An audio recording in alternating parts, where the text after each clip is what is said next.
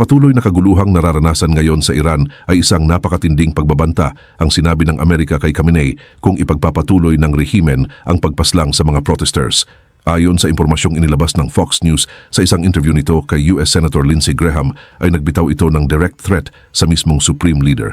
Hanggang saan aabot ang banggaan ng mga nagpoprotesta at ng Iranian Revolutionary Guards at higit sa lahat ay ano ang tugon ng Tehran dito. Pero bago ko simulan ay hihingi lang sana ako ng isang like at subscribe. Malaking tulong na ito sa aming mga content creator. Salamat po.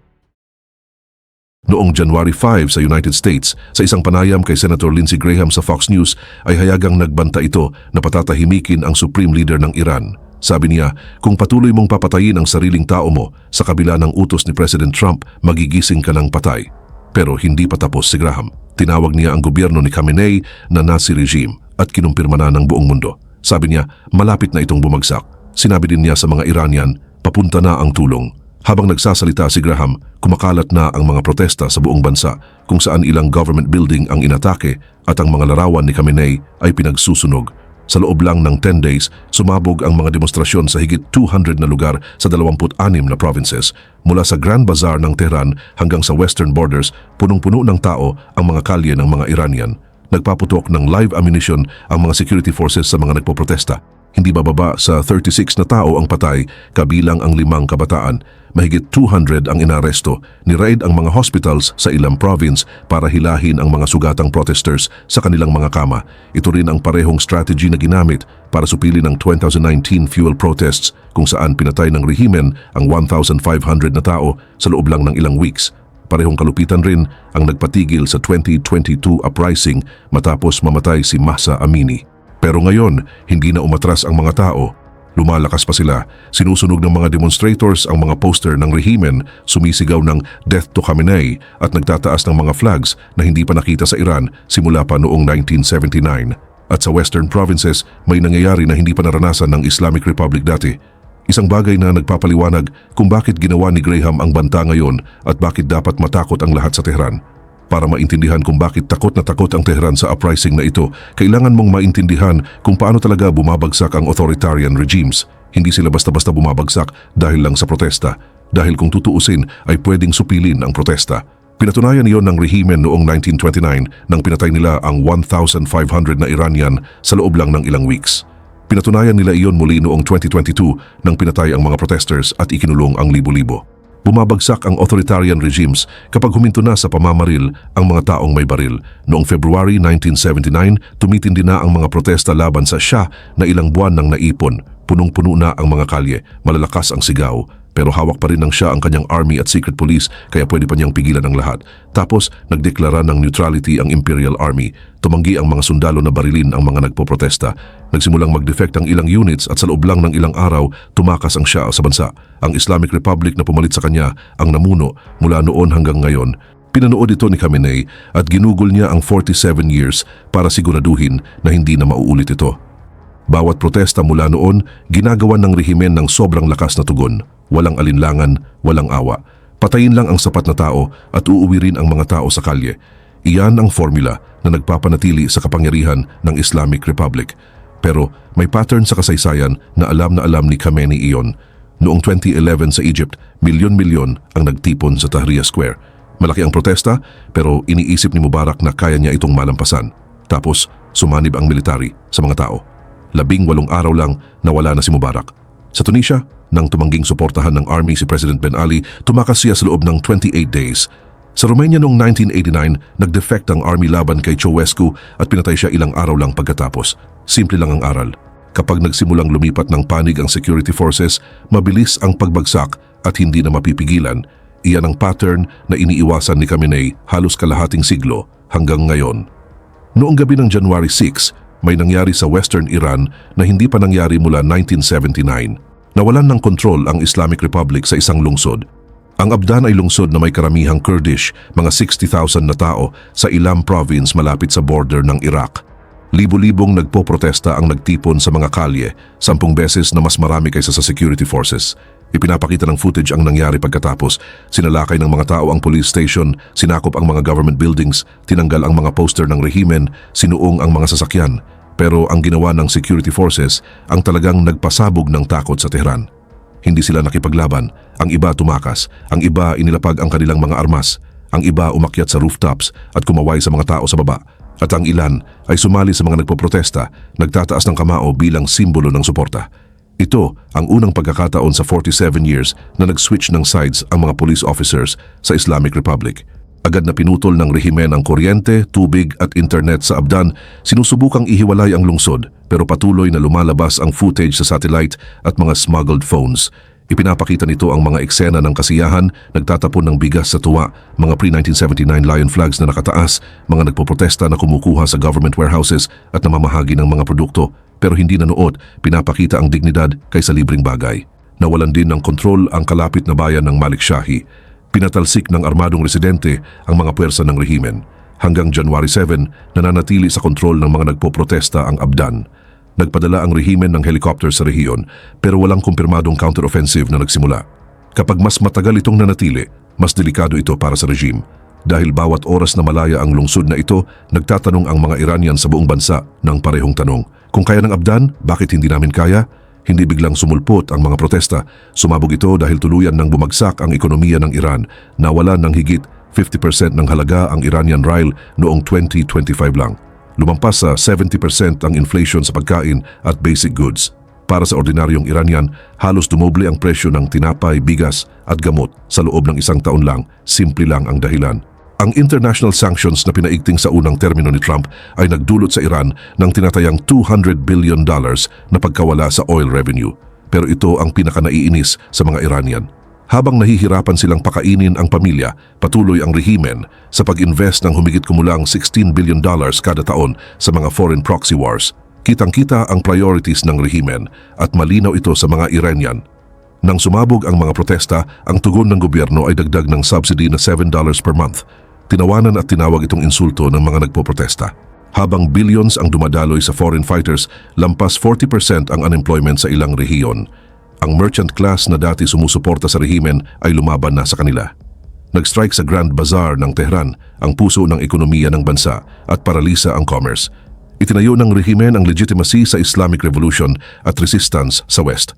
Pero hindi mo mapapakain ang pamilya gamit ang ideology at nagdesisyon na ang mga Iranian na sapat na ito. Ang tugon ng gobyerno sa lahat ng ito ay eksaktong inaasahan mo. Mas maraming kalupitan, mas maraming pagpatay, mas desperadong pagsisikap na supilin ang uprising bago ito kumalat pa. Pumatay na ang security forces ng hindi bababa sa 36 na nagpoprotesta, kabilang ang 5 kabataan. Sa ilang province, naitala ng Amnesty International ang isang nakakatakot na pangyayari. Sinalakay ng rehimen ang mga hospitals para arestuhin ang mga sugatang nagpoprotesta, kinukuha ang mga bangkay ng patay, sinusubukang pigilan ang mga libing na maging rally, pinutol ang kuryente sa mga protest hotspots, nagkakaroon ng internet blackout sa buong bansa, tinatawag ng state media ang mga nagpoprotesta na rioters at sinisisi ang Western interference. Lumabas mismo si Khamenei para mag-utos ng full crackdown, nagbabala ng matinding aksyon laban sa sinumang nananawagan ng pagbabago ng rehimen. Pero may nangyaring hindi inaasahan. Si President Masoud Pezeshkian, na supposedly moderate face ng rehimen, ay hayagang inamin ang pagkakamali. Sabi niya, "Ako ang may kasalanan. Ang estudyante, ang empleyado, ang mga tao, hindi nila kasalanan. Kailangan nating itama ang ating mga aksyon." Hindi iyan ang salita ng rehimen na kontrolado ang sitwasyon. Iyan ang salita ng gobyernong nagpanik at hindi gumagana ang crackdown. Bawat libing nagiging bagong protesta. Bawat video ng kalupitan kumakalat sa social media at nagdadala ng mas maraming tao sa kalye. Ito ang sitwasyon na pinili ng United States na tugunan at hindi sila nag-reply gamit ang maingat na diplomatic language. Noong January 2, 3 araw bago ang appearance ni Graham sa Fox News, nag-post si Trump sa Truth Social kung violent na papatayin ng Iran ang mga peaceful protesters, tutulong ang United States of America. Nakaredy kami at handa na. Hindi ganito ang naging tono ng mga naunang administrasyon. Tahimik lang si Obama noong 2009 Green Movement. Nagbigay si Biden ng mahinang condemnation noong 2022 masa Amini protests. Pero napatunayan na ni Trump na kikilos siya sa mga banta laban sa Iran. Noong January 2020, iniutos niya ang strike na pumatay kay Qasem Soleimani, ang pinakamakapangyarihang military figure sa Middle East. Akala ng leadership ng Iran na hindi tatawid ang Amerika sa red line na iyon. Mali ang hula nila. Hayagang ipinakita ni Graham ang contrast sa Fox News. Noong panahon ni Obama, sumisigaw ang mga tao sa kalye para tulungan sila ng Amerika. Tumingin siya sa kabilang side. Hindi iyan mangyayari ngayon. Dagdag pa niya, darating ang pagbabago sa Iran. Ito ang pinakamalaking pagbabago sa kasaysayan ng Middle East para alisin ang Nazi regime na ito.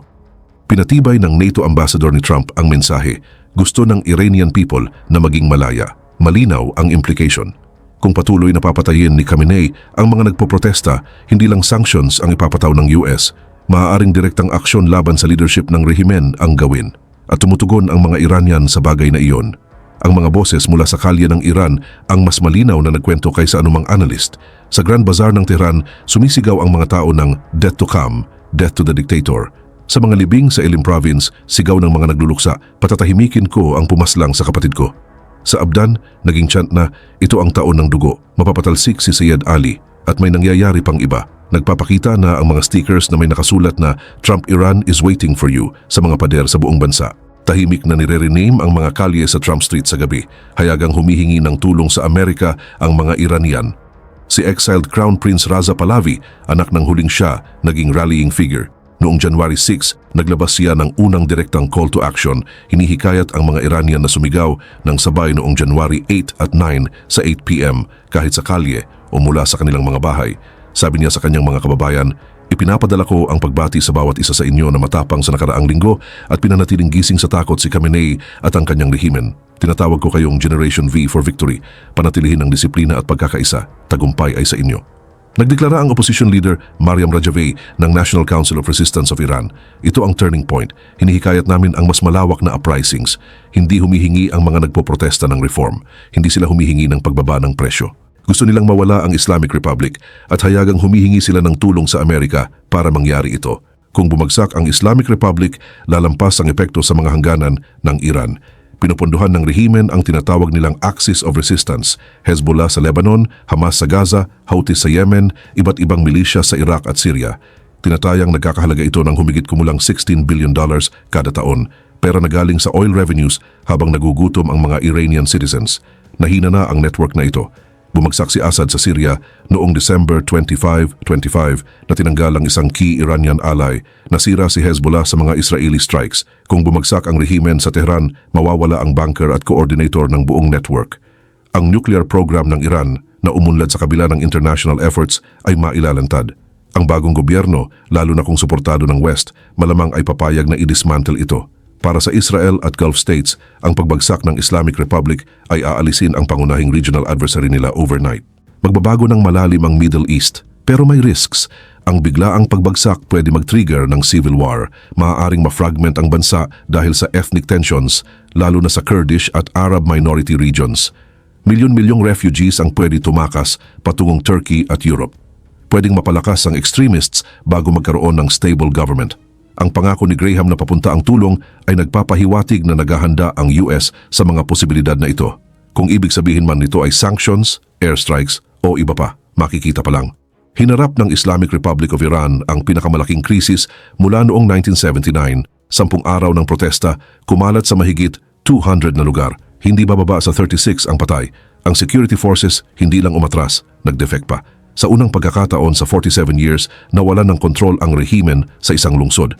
At ngayon, naglabas ang United States ng pinakamalinaw na banta sa kasaysayan laban sa Supreme Leader ng Iran. Kung palalalain niya ang pagpatay, malalagay siya sa panganib ng American intervention. At napatunayan na ni Trump na kikilos siya sa ganitong banta. Kung magpapakita siya ng kahinaan, mag-uudyok ito ng mas maraming defections at mas mabilis na pagbagsak. Naiintindihan ito ng mga nagpoprotesta, hindi sila humihingi ng reform, nanawagan sila ng regime change, nire-rename nila ang mga kalye sa pangalan ni Trump, humihingi sila sa Amerika na tulungan tapusin ang sinimulan nila. 47 years na ang nakalipas, tinanggal ng Islamic Revolution ang Shah at lumikha ng theocracy na nag-oprese sa mga tao, nagpondo ng terorismo sa rehiyon at naghangad ng nuclear weapons. Ngayon, sa mga kalye ng Tehran, Abdan at sa higit 100 lungsod, nakikipaglaban ang mga Iranian para tapusin ito. At sa pagkakataong ito, maaaring hindi sila nag-iisa sa pakikipaglaban. Kaya, ano sa tingin mo? Makakaraos pa ba ang Islamic Republic sa krisis na ito o ito na ang simula ng katapusan?